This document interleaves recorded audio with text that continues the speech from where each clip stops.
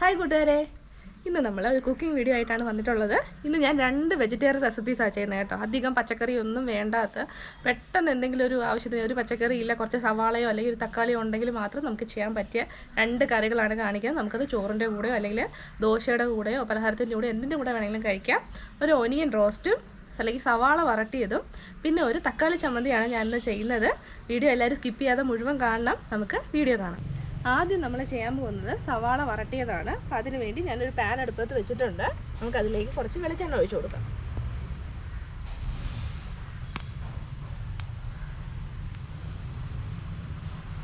ഇത്രയും മതിയാവും. എണ്ണ നന്നായിട്ട് ചൂടായിട്ട് വരുമ്പോൾ നമുക്ക് കുറച്ച് കറിവേപ്പില ഇട്ട് കൊടുക്കാം.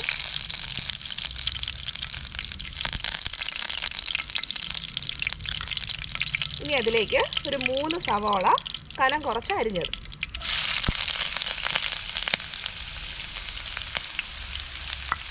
ഇനി ഇത് നന്നായിട്ടൊന്ന് വഴറ്റിയെടുക്കാം.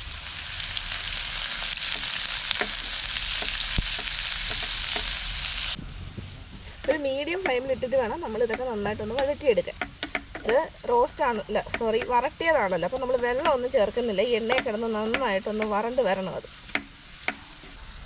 കുറച്ച് ഉപ്പും കൂടി ഇട്ടിട്ട് വഴറ്റിയെടുത്താൽ പെട്ടെന്ന് നമുക്ക് വഴണ്ട് കിട്ടും. ഇതിൻ്റെ കളറൊക്കെ നന്നായിട്ടൊന്ന് മാറി ഒന്ന് വഴണ്ട് വരണം. ഒരുപാടൊന്ന് ബ്രൗൺ ആവണ്ട, ഒന്ന് കളറ് മാറി വരണം. സവാള ഒരുവിധം നന്നായിട്ടൊന്ന് വഴണ്ട് വന്നിട്ടുണ്ട്, കളറൊക്കെ മാറാൻ തുടങ്ങിയിട്ടുണ്ട്. ഇനി അതിലേക്ക് നമുക്ക് പച്ചമുളക്, ഞാനൊരു 3 പച്ചമുളകാണ് എടുത്തിട്ടുള്ളത്, അത് ചേർത്ത് കൊടുക്കാം.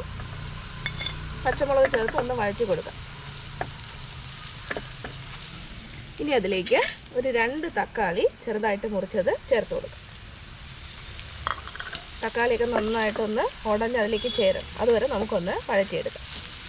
കണ്ടിന്യൂസ് ആയിട്ട് വഴറ്റണമെന്നില്ല, നമ്മളൊരു മീഡിയം ഫ്ലെയിമിൽ ഇട്ടിട്ട് ഇടയ്ക്ക് ഒന്ന് വഴറ്റി കൊടുത്താൽ മതി. തക്കാളിയൊക്കെ നന്നായിട്ട് ഉടഞ്ഞിട്ടുണ്ട്. ഇനി നമുക്കതിലേക്ക് പൊടികൾ ചേർക്കാം. ആദ്യം ഞാൻ മുളക് പൊടി ചേർക്കുന്നുണ്ട്. ഒരു 2 ടീസ്പൂൺ മുളക് പൊടി, ഒരല്പം മഞ്ഞൾപ്പൊടി, ഏകദേശം ഒരു 1/4 ടീസ്പൂൺ. ഇനി ഇത് നന്നായിട്ടൊന്ന് വഴറ്റി കൊടുക്കാം. പൊടികൾ ചേർക്കുമ്പോഴേക്കും ലോ ഫ്ലെയിമിലാക്കിക്കോണം. അതിനുശേഷം നന്നായിട്ടൊന്ന് വഴറ്റിയെടുക്കാം. പൊടികളുടെ പച്ച മണമൊക്കെ മാറി വരണം, നന്നായിട്ടൊന്ന് വഴറ്റണം. ഈ സമയത്ത് നമുക്ക് ഉപ്പ് ആവശ്യത്തിന് ചേർത്ത് കൊടുക്കാം. നേരത്തെ നമ്മൾ സവാള വഴറ്റിയപ്പോൾ കുറച്ച് ചേർത്തായിരുന്നു.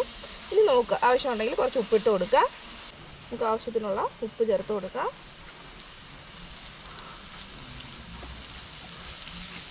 നന്നായിട്ടൊന്ന് വഴറ്റി കൊടുക്കാം. ഇനി നമ്മുടെ എരിവും ഈ പുളിയൊക്കെ ഒന്ന് ബാലൻസ് ചെയ്യാനായിട്ട് ഒരല്പം പഞ്ചസാര എല്ലാം കൂടി നന്നായിട്ട് മിക്സ് ചെയ്യുക. ഈ സവാള ഉണ്ടല്ലോ, ഇതിനകത്ത് കിടന്ന് നന്നായിട്ടൊന്ന് മുരിഞ്ഞ് വരണം. നമ്മൾ എന്താ പറയുക, അതല്ലേ നമ്മുടെ വരട്ടിയത്, സവാള വരട്ടിയത്. നല്ല ടേസ്റ്റാണ്. നമുക്ക് ചോറിൻ്റെ കൂടെയോ ദോശയുടെ കൂടെയോ എന്തിൻ്റെ കൂടെ വേണമെങ്കിലും കഴിക്കാം. ഒരു മുട്ടയും കൂടെ പുഴുങ്ങിയിട്ടാൽ നമുക്ക് മുട്ട റോസ്റ്റായിട്ട് ഉപയോഗിക്കാം. അങ്ങനെ നമ്മുടെ സവാള വരട്ടിയത് റെഡി ആയിട്ടുണ്ടെങ്കിൽ കണ്ട എണ്ണയൊക്കെ തെളിഞ്ഞ് നന്നായിട്ട് മുരിഞ്ഞ് വന്നിട്ടുണ്ട്. നല്ലൊരു മണമാണ്. സിമ്പിളല്ലേ, നമുക്ക് പെട്ടെന്ന് ഉണ്ടാക്കി എടുത്തൂടെ. ചോറിന് കറിയൊന്നും ഇല്ലെങ്കിൽ നമുക്ക് പെട്ടെന്ന്, പച്ചക്കറിയൊന്നും ഇല്ലെങ്കിൽ നല്ല എരിവോടും നല്ല സ്വാദോടു കൂടിയും കഴിക്കാം. ഇനി നമുക്ക് അടുത്ത നമ്മുടെ തക്കാളി ചട്നി എങ്ങനെയാണ് ചെയ്യുന്നതെന്ന് നോക്കാം. സിമ്പിളാണ് കേട്ടോ, പെട്ടെന്ന് ചെയ്തെടുക്കാം. അപ്പം നമ്മൾ ആദ്യം ഒരു പാൻ വെച്ചിട്ട് അതിലേക്ക് കുറച്ച് എണ്ണ ഒഴിച്ചു കൊടുക്കണം. ഇത്രയും മതിയോ. ആ എണ്ണ ചൂടാവുമ്പോൾ നമുക്കതിലേക്ക് കുറച്ച് കടുകിട്ട് കൊടുക്കാം. കടുക് പൊട്ടിക്കഴിഞ്ഞാൽ നമ്മൾ ചേർക്കേണ്ടത് ഒരു 7 ടല്ലി വെളുത്തുള്ളിയും ഒരു 2 പച്ചമുളകും.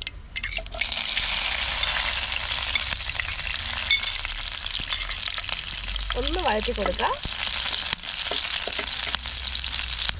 ഇനി നമുക്ക് ചേർക്കേണ്ടത് ചെറിയ ഉള്ളിയാണ്. അതും ഒരു 7 എണ്ണം ഞാൻ എടുത്തിട്ടുണ്ട്. അതും കൂടി ഇട്ട് കൊടുക്കാം.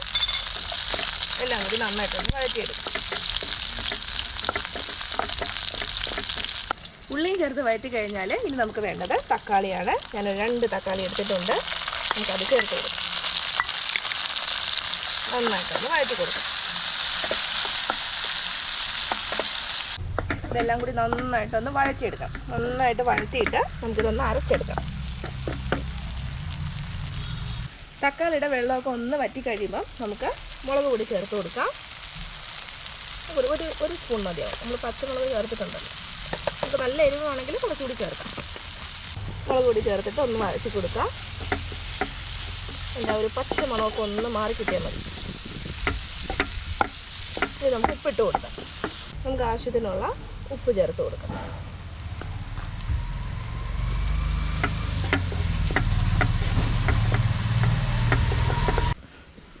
ഇനി ഫൈനലി നമുക്ക് ചേർക്കാനുള്ളത് കുറച്ച് മല്ലിയില, അതും കൂടി നമുക്കിതിലേക്കൊന്ന് ചേർത്ത് കൊടുക്കാം. മല്ലിയിലയും ചേർത്തിട്ട് ഒന്ന് വഴറ്റി കൊടുക്കാം.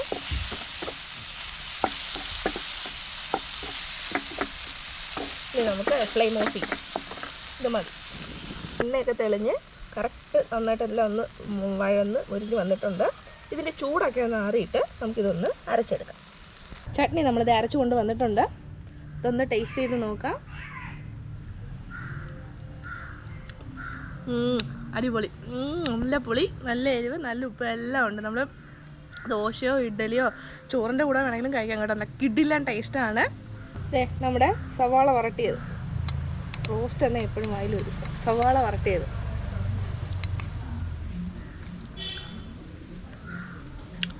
അത് വെറുതെ തിന്നാൻ തന്നെ പൊളി ടേസ്റ്റ്. ചെയ്ത് നോക്കട്ടെ. നമുക്ക് പെട്ടെന്ന് ചെയ്യാമല്ലോ.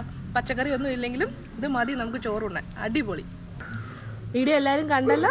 ഇഷ്ടപ്പെട്ടാൽ നിങ്ങളുടെ ഫ്രണ്ട്സിന് ഒന്ന് ഷെയർ ചെയ്യണം, ലൈക്ക് ചെയ്യുക, സബ്സ്ക്രൈബ് ചെയ്യാൻ മറക്കരുത്. പുതിയൊരു വീഡിയോയിൽ നമുക്ക് വീണ്ടും കാണാം. അതുവരെ ബൈ ബൈ.